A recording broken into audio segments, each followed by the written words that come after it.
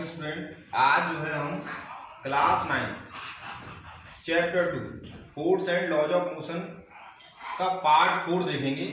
और इसमें जो है न्यूटन की फर्स्ट लॉ, सेकंड लॉ और थर्ड लॉ का प्रयोग जहां जहां किया जाता है उन पे बेस्ड कुछ क्वेश्चन हम पढ़ेंगे। मैंने कल बताया भी था कि आज उसी की बात करने वाले हैं। तो पहला क्वेश्चन स्टार्ट करते हैं। आपने देखा होगा कि जो क्रिकेट प्लेयर होता है जब वो किसी कैच को पकड़ता है यानी बॉल को पकड़ता है तो अपने हाथों को पीछे की तरफ ले जाता है। क्यों ले जाता है इसके बारे में पढ़ेंगे। हम अपनी कार वगैरह में जब यात्रा करते हैं तो सीट बेल्टों का प्रयोग करते हैं, यानी जो पैसेंजर्स होते हैं ज़्यादातर सीट बेल्टों का प्रयोग करते हैं। सरकार ने आजकल नियम भी बना दिया है और टाइट कि सीट बेल्ट का यूज करें, तो उसको भी पढ़ेंगे। हमें सीट बेल्ट का प्रयोग क्यों करना चाहिए ये भी क्लियर होगा। इसके अलावा एक आपने देखा हो कराटे प्लेयर जो होता है वो जो है एक ही सिंगल ब्लो में मतलब एक ही अपने हाथ की हथेली से और एक बहुत बड़े गट्ठर को, टाइल के बहुत बड़े गट्ठर को तोड़ देता है। कैसे तोड़ देता है, ऐसा कैसे पॉसिबल है, ये भी पढ़ेंगे। इसके अलावा हाउ डू वी वॉक, हम कैसे चल पाते हैं ये भी हम पढ़ेंगे।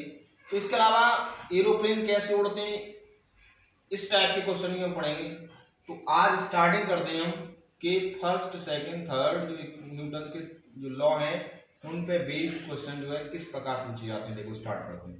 जैसे हम बात करें क्वेश्चन नंबर फर्स्ट कि why A cricket player moves his hands backwards on catching A fast cricket ball, यानी कि जो क्रिकेट प्लेयर होता है जब एक तेज गति से आ रही बॉल को कैच करता है, पकड़ता है, तो वो अपने हाथों को पीछे की तरफ क्यों ले जाता है। तो इसका आंसर क्या होगा, to reduce the momentum to zero of the fast moving cricket ball, यानी कि तेज गति से आ रही फास्ट क्रिकेट बॉल के मोमेंटम को जीरो करने के लिए या कम करने के लिए वो क्रिकेट प्लेयर जो है अपने हाथों को पीछे की तरफ ले जाता है। तो ये फर्स्ट आंसर हो गया, मोमेंटम को जीरो करने के लिए, रिड्यूस करने के लिए। Question number 2, why do we use seat belts in our cars during a journey, एक यात्रा के दौरान हम अपनी कार्स के अंदर सीट बेल्ट का प्रयोग क्यों करते हैं। तो देखिए मान लीजिए तेज गति से कोई कार चल रही है, a fast running car stop suddenly, वो अचानक रुक जाए, एक तेज गति से चल रही कार अचानक रुक जाए तो क्या होगा, और बहुत कम समय में। तो इसकी वजह से due to this the car's large momentum is reduce to zero in a very short time. तो आप देखेंगे वो अचानक रुक जाएगी तो जो लार्ज मोमेंटम उस कार का वो बहुत कम समय में जीरो हो जाएगा। आज जिसकी वजह से क्या होगा, reduce to zero in a very short time. The slightly stretchable seat belts borne by the passengers of the car increase the time taken by the passengers to fall forward. जिसकी वजह से जो पैसेंजर गाड़ी में बैठा हुआ है, car में बैठा हुआ है, तो उसकी जो सीट बेल्ट है वो स्ट्रेच हो जाएगी, खिंच जाएगी, और जिसकी वजह से उसे आगे जाने में काफी लंबा समय लगेगा। और ड्यू टू लॉन्गर टाइम, लंबे समय की वजह से the rate of change of momentum of passengers is reduced, तो मोमेंटम की जो रेट है समय के अनुसार वो घट जाएगी। सो द पैसेंजर्स में आइदर नॉट गेट इंजर्ड, जिसकी वजह से जो पैसेंजर बैठा हुआ है वो इंजर्ड नहीं होगा, घायल नहीं होगा, उसको किसी प्रकार की क्षति नहीं पहुंचेगी। तो ये हमने क्वेश्चन समझा। सीट बेल्ट का प्रयोग हम इसलिए करते हैं कि वो स्ट्रेच हो जाती है, स्ट्रेच होने से टाइम बढ़ जाता है तो मोमेंटम की जो रेट है वो धीरे धीरे घटती है, जिससे आसानी से जो पैसेंजर बैठा हुआ है वो अपने मोमेंटम को रिड्यूस कर लेता है और वो विभिन्न प्रकार की इंजरी से बच जाता है। नेक्स्ट क्वेश्चन है, how does a karate player break a pile of tiles, कि एक कराटे प्लेयर एक टाइल के गट्ठर को कैसे तोड़ देता है। तो देखो, एक karate player can break a pile of tiles with a single blow, एक ही हत्ती में तोड़ देता है, एक ही ब्लो में तोड़ देता है। क्यों, because he strikes the piles with his hands very fast, क्योंकि वो जो है पाइल्स के गट्ठर को बहुत तेजी से अपने हाथ से एकदम स्ट्राइक करता है। इन डूइंग सो, ऐसा करने में the large momentum of the hands is reduced to zero. ऐसा करने से जो लार्ज मोमेंटम होता है वो क्या हो जाता है, जीरो हो जाता है। इन ए वेरी शॉर्ट टाइम, उसके हाथ का जो लार्ज मोमेंटम होता है वो बहुत कम समय में जीरो हो जाता है, ठीक, इन ए वेरी शॉर्ट टाइम। और आसानी से हमारी जो पायल का एक जो टाइल्स का जो पायल होता है, गट्ठर होता है, वो आसानी से टूट जाता है। इस प्रकार और भी हम प्रॉब्लम्स देखते हैं। देखो आगे देखते हैं। देखो हम जो है आगे और भी क्वेश्चन देखते हैं इन न्यूटन्स के फर्स्ट, सेकंड, थर्ड लॉ के ऊपर बेस्ड।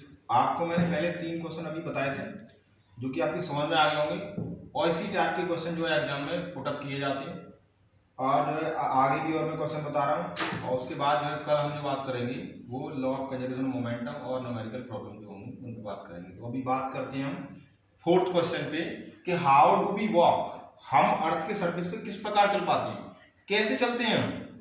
तो when you put your foot on the ground, जब आप अपने पैर को ग्राउंड पर रखते हैं, you are applying a force on it, तब आप ग्राउंड पे फोर्स लगा रहे होते हैं।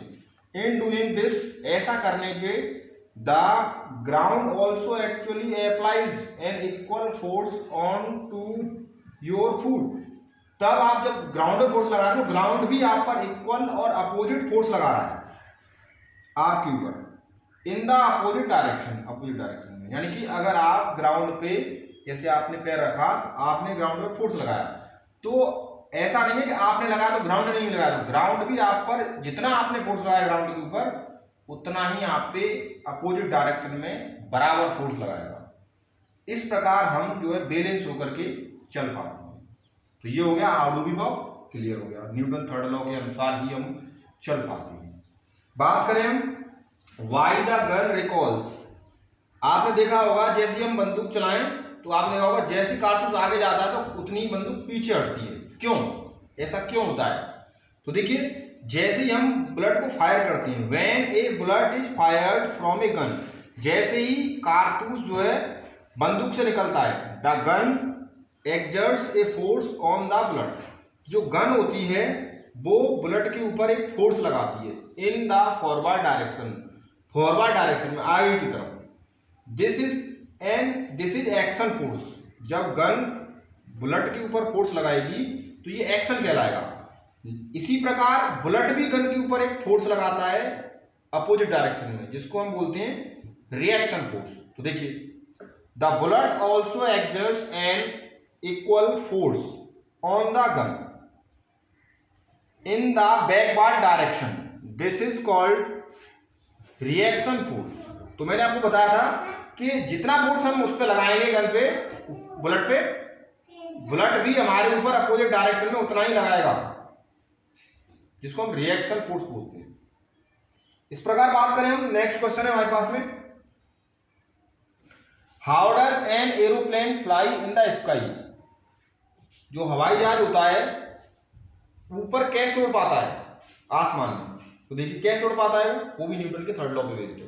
तो देखिए based on the Newton's third law of motion, wings are forced upward because they are tilted pushing air downward, so the wings get pushed upward। तो देखिए जो विंग्स होती हैं उन पे फोर्स आगे की तरफ लगता है, और जो एयर होती है वो डाउनवर्ड फोर्स उस पर डाउनवर्ड फोर्स लगता है। तो इस प्रकार एक्शन और रिएक्शन दोनों हो रहे हैं, और इस प्रकार हमारा जो प्लेन है वो फ्लाई करता है, उड़ता है। तो ये तो हमारे न्यूटन के फर्स्ट, सेकंड, थर्ड लॉ पे बेस्ड क्वेश्चन थे। कल law of conservation of momentum की बात करेंगे हम। इसके अलावा जो भी इस चैप्टर में न्यूमेरिकल प्रॉब्लम्स हैं, सैंपल प्रॉब्लम्स हैं, उनको हम जो है सॉल्व करेंगे कल की वीडियो में ही। और मैं आपसे बार बार कहता चला आ रहा हूँ, जो भी स्टूडेंट अभी नए हैं, हमारी वीडियो को अभी स्टार्ट कर रहे हैं देखना, तो मैं आपसे कहूँगा कि आप पुरानी वीडियो को जरूर देखें, जब आपकी समझ में ये सब आएगा। इससे पहले मैं चैप्टर 1 करा चुका हूँ मोशन, उस पर बेस्ड जो भी हमने ग्राफ वगैरह थे, चाहे इक्वेशन ऑफ मोशन हो, मैथमेटिकल मेथड हो, चाहे ग्राफिकल मेथड हो, उनको मैंने ड्राइव कराया, उन पे बेस्ड सैंपल प्रॉब्लम, वो सारी चीज़ मैंने कराई है।